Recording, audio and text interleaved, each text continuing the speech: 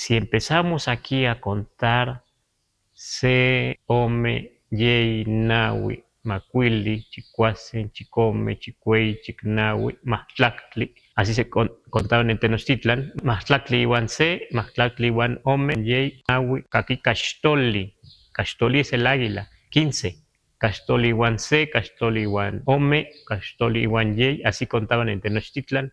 Cachtoli iwan nahui, Sempowali. O sea, la flor es Sempowali, ya el 20. Pero aquí hay algo interesante. Sempowali significa 20, aquí en este calendario. Pero a la vez Sempowali significa, como aquí el 20 ya es el último día que se cuenta así en círculo, lo que significa en náhuatl Sempowali es toda una cuenta o cuenta total.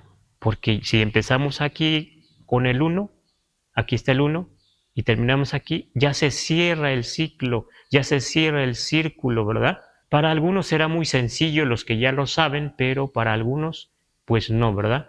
Entonces, Sempowali no es exactamente 20. También se pueden decir otras cosas con Sempowali, porque aquí está, aquí la flor representando 20, Sempowali, pero aún si le quitáramos algunos días aquí, digamos que pudiéramos quitarle el águila y acá Miquistli y nos quedaran 18, pero si aquí seguimos, contamos en círculo, aún llegando a la flor podemos decir Sempowali. Si quitáramos otros días aquí, digamos otros símbolos, pero contando el círculo, empezando aquí del 1, sin quitar el 1, aún podríamos los que cuenten, los que queden, aquí podemos decir Sempowali, o sea, una cuenta total, un ciclo.